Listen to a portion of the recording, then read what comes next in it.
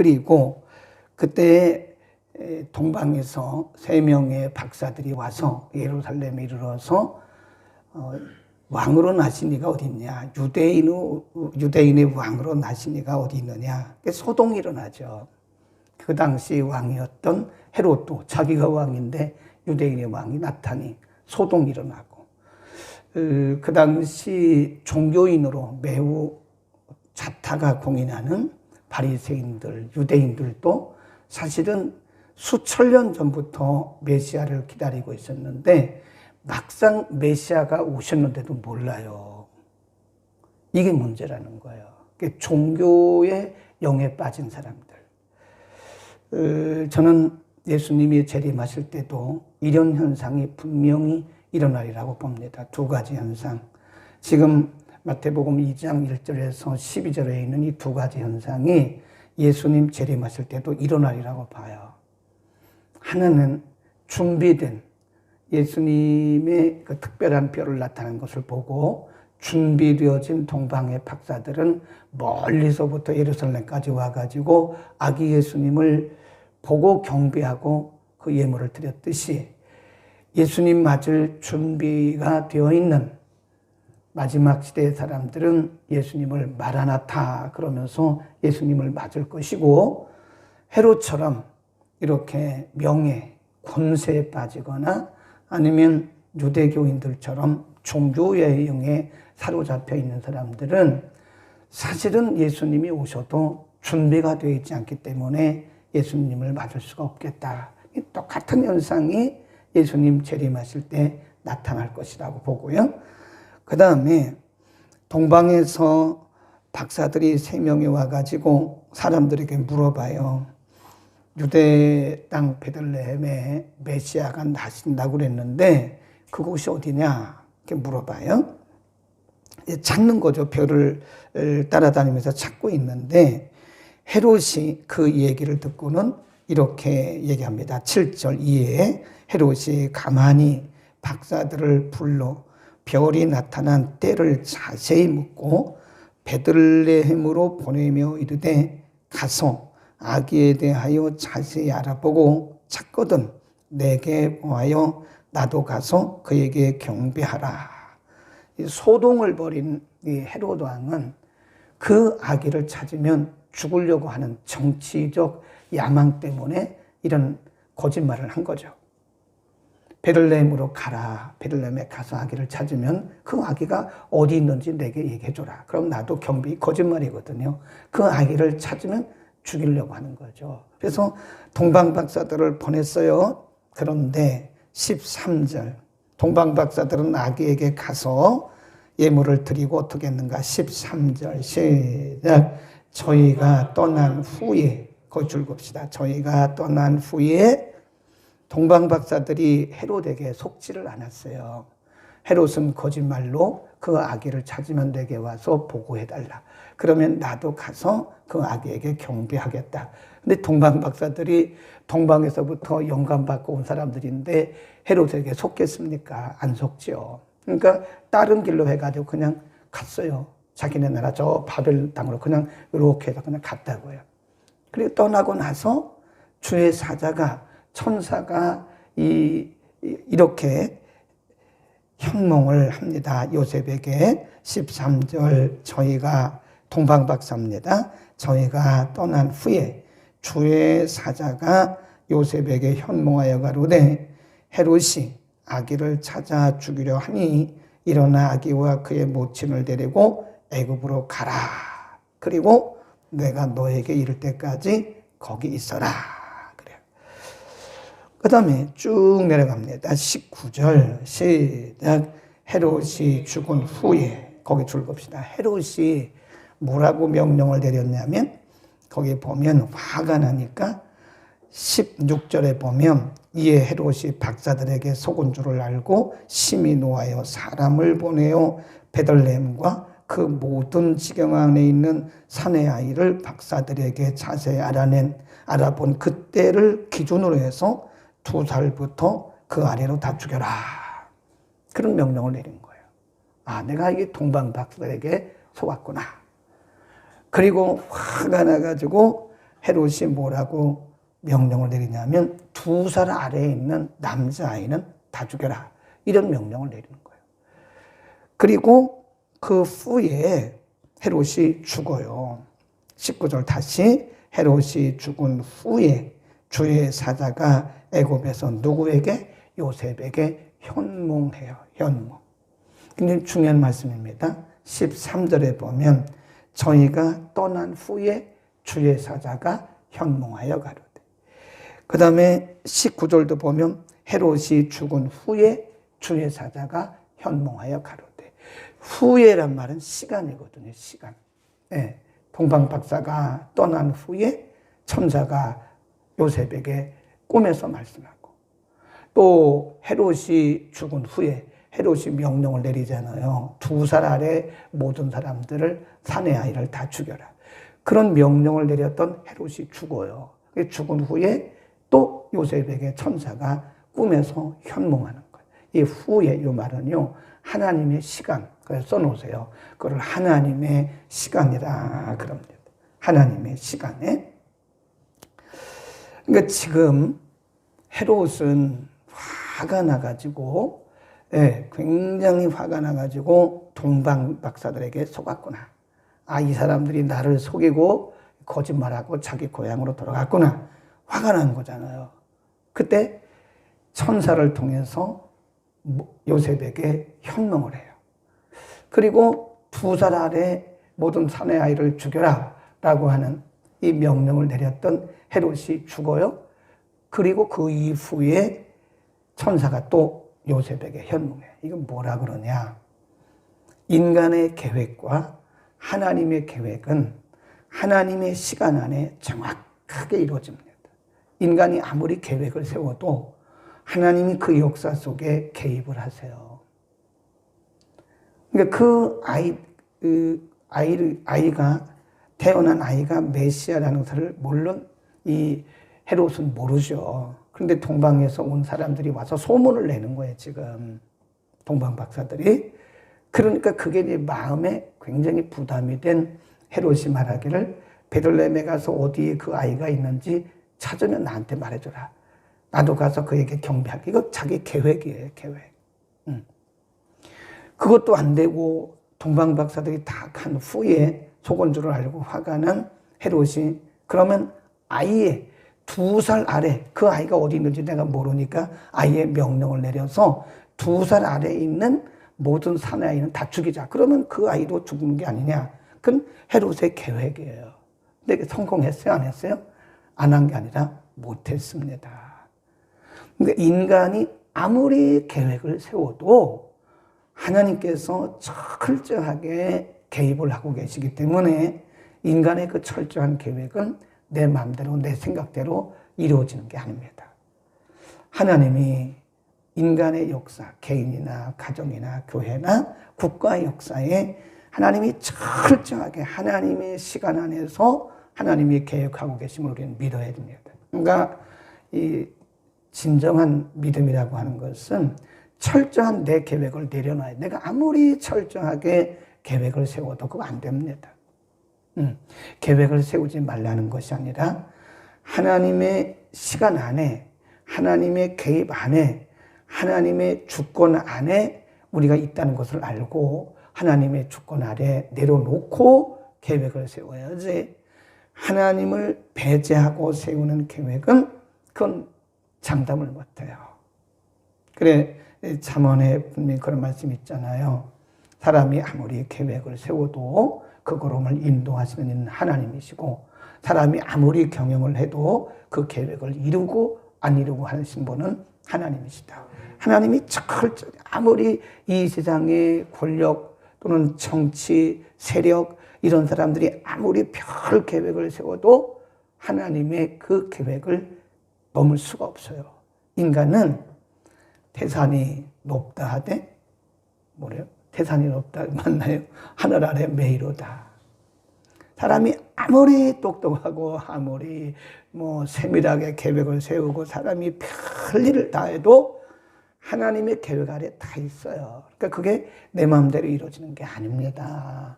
하나님의 세밀하신 계획을 의미하는 것이고요. 그 다음에 13절도 보면 그때 바로 그때에 주의 천사가 요셉에게 현몽했어요. 19절도 보면 바로 그때 헤롯이 죽은 후에 주의 사자가 애굽에서 요셉에게 현몽했다. 이걸 뭐라 그러냐? 하나님의 개입이라고. 아까도 그랬잖아요. 네, 똑같은 거예요. 하나님이 개입하시고 간섭하요. 그러니까 아무리 헤롯이 별 계획을 세워도 그 계획을 하나님이 다 무력화시켜 버리는 거예요. 그리고 하나님이 개입하세요. 천사를 통해서 요셉에게 말씀하시기를 빨리 아기와 그 모친을 데리고 애굽으로 가라. 헤롯이 죽은 후에 또 헤롯의 그 계획을 다 무력화시킨 다음에 하나님이 천사에게 또 말씀하세요. 천사를 통해서 요셉에게 그 사람이 죽었으니까 아이를 죽이려고 찾던 그 사람이 죽었으니까 예루살렘으로 올라가라. 그래요. 그러니까 하나님이 이쪽은 무력화시키고 이쪽은 하나님이 계획하셔서 개입하셔서 하나님의 계획이 이루어진다. 그러니까 하나님의 계획은 완벽하다. 이렇게 써놓으세요. 하나님의 계획은 완벽합니다.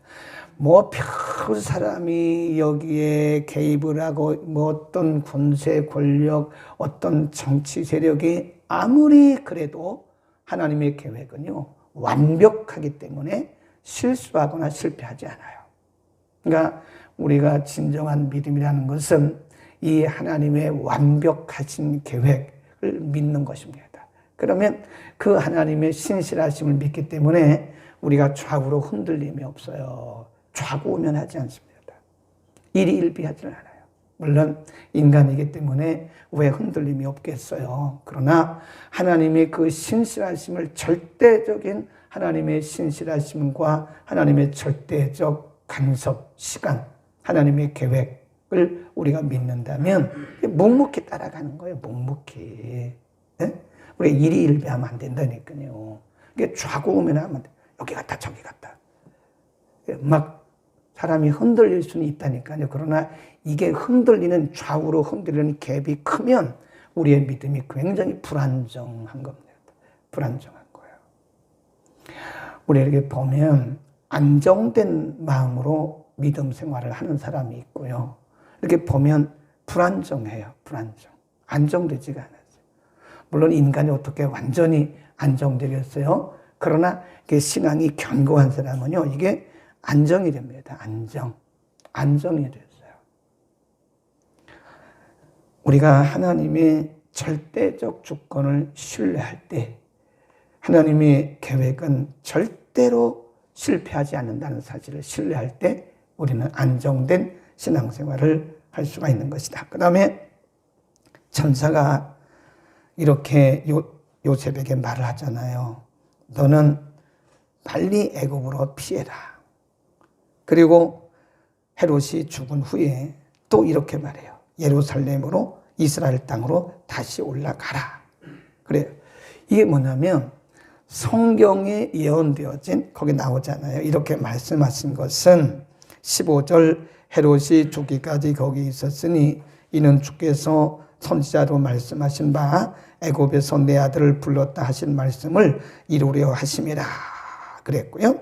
또 18절 끝에 보면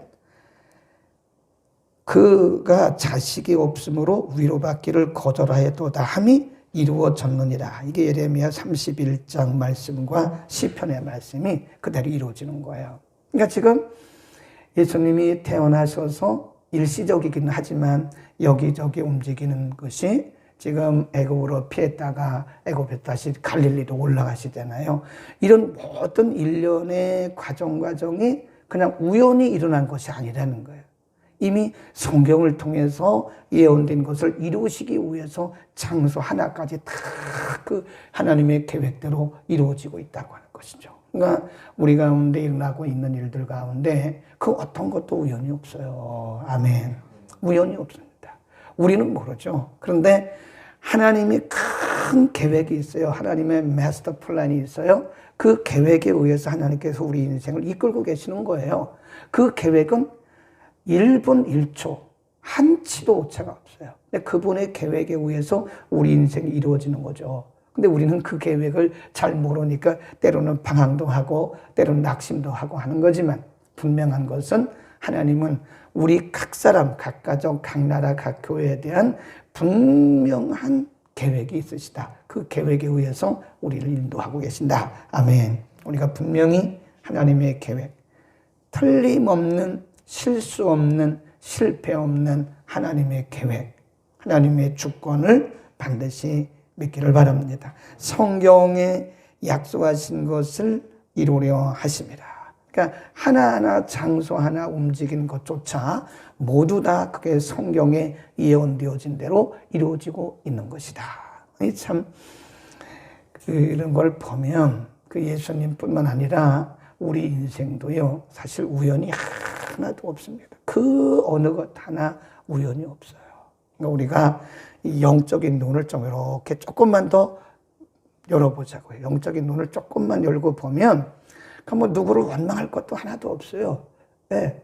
그럴 만한 때에 그런 일이 일어난 거고 결국은 모든 일들이 다 합력해서 하나님의 선하신 뜻을 이뤄가는 거예요. 그러니까 큰 그림을 봐야 돼요. 큰 그림. 제가 늘 그러잖아요. 저도 마찬가지, 여러분도 마찬가지. 인생은 큰 그림을 봐야 됩니다. 큰 그림.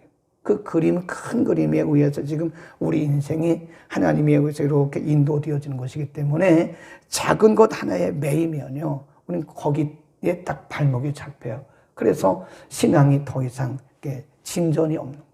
신앙이 앞으로 진행하고 발전하고 성장하고 성숙되어지는데 그 작은 그림 하나만 보면 안 되는 거죠. 그러니까 아이들을 보면 아이들은 작은 그림에 매여요.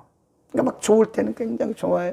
근데 또 싫을 때는, 힘들 때는 또 애들이 막 우울하고 그래요. 어린아이죠, 어린아이. 어른들은 큰 그림을 보는 거예요. 큰 그림을 보는 겁니다. 넓게 보는 것이, 그것이 하나님의 주권을 믿는 온전한 신앙의 관점이다. 자, 마지막. 이것도 역시 성경에 있는 것을 이루게 하기 위한 것이다. 헤롯이 죽은 후에 쭉 내려갑니다. 22절. 그러나 그 천사가 현몽하기를, 그 헤롯이 죽었으니까 이스라엘 땅으로 가라 그래요. 그런데 그 다음에 후임자가 일어났는데 역시 그 아버지 헤롯을 이어서 유대 임금이 됐는데 마찬가지예요. 그러니까 요셉이 예루살렘으로 안 가요. 어디로 가냐? 22절 시작. 그러나 아켈라오가 그 부친 헤롯을 이어 유대 임금됨을 듣고 거기로 가기를 무서워하더니 꿈에 지시하심을 받아 갈릴리 지방으로 갔다. 거기 보세요. 그 앞에 천사가 뭐라 그랬어요? 지금 아기를 찾던 그 사람이, 그 헤롯 왕이 죽었다. 그러니까 걱정하지 말고 이스라엘 땅으로 가라 그랬어요. 예루살렘으로 가라는 얘기예요. 그런데 요셉이 생각하기를 아니야. 내가 들으니까 그 아들이 왕이 됐는데 이 사람은 더 악하대. 그러니까 뭐라고 마음의 생각을 했냐면, 나는 예루살렘으로 지금 갈 것이 아니고 저기 갈릴리로 갈 거라고. 근데 다른 곳으로 가는 거죠. 예. 거기 보세요. 다시 한번. 그러나 겔라오가 그 부친 헤롯을 이어 유대 임금됨을 듣고 거기로 가기를 무서워하더니 꿈에 지시하심을 받아 갈릴리 지방으로 갔다. 그렇죠? 그러니까 그때도 역시 하나님이 개입을 하시는 거예요. 이걸 우리가 뭐라 그러냐면, 하나님께서 큰 그림으로 보면 하나님이 우리의 걸음걸음을 하나님의 그 계획된 계획에 의해서 인도하시는데 우리를 로봇처럼 그렇게 인도하시지는 않아요. 우리에게 하나님께서 결정권을 주시는 거예요. 물론 이제 최종 결정은 하나님이 하시지만 우리에게도 그런 결정하고 생각하는 게 있잖아요. 하나님이 이거 해라, 저거 해라, 저거 해라. 이렇게는 안 하신다는 거예요. 내가 선택하고 내가 판단하는 것에 대해서 잘못됐으면 수정해 주시고 잘 됐으면 더 확신을 주시고 그러시는 거지, 성령께서 우리에게 뭐 이거 해라 저거 해라 이렇게 일일이 다 간섭하시는 건 아니라는 거죠. 물론 넓게 보면 다 간섭인데 우리의 뭘 인정하시는 거예요? 우리의 결정권. 우리의 결정권을 인정하시는 거예요. 예를 들어서 엄마가 이렇게 밥상을 차려놨어요. 그리고 애들이 야 1번은 고추장 먹어, 2번은 김치 먹어, 3번은 국을 먹어야 돼, 4번은 이거 먹어. 그렇게 하는 엄마가 어디 있습니까? 밥상 차려놓고 지가 알아서 먹는 거예요. 그렇죠? 그러니까 하나님의 인도하심이라는 것은 크게 보면 모든 것이 다 하나님의 계획 안에 있지만 그 순간순간에 하나님께서 우리의 선택과 우리의 결정권을 최대한 인정해 주시고 우리가 큰 그림을 벗어날 때는 하나님이 수정을 해 주세요. 네, 잘못되고 큰 그림을 벗어날 때 수정해 주시고 그 외에는 하나님께서 우리의 결정을 최대한 인정해 주신다는 거예요. 우리의 선택권 이런 것들을 하나님이 인정해 주시는 겁니다. 그러니까 지금 요셉이 안 되겠다. 내가 이게 이 소문을 듣자 하니 거기 갔다가는 그 아들이 더 악하다 그런다. 그러니까 내가 어떻게 할까 하는데 그때 천사가 또 개입하셔서 그러면 갈릴리로 올라가 저 위로 올라간 거잖아요. 갈릴리로 간 거예요.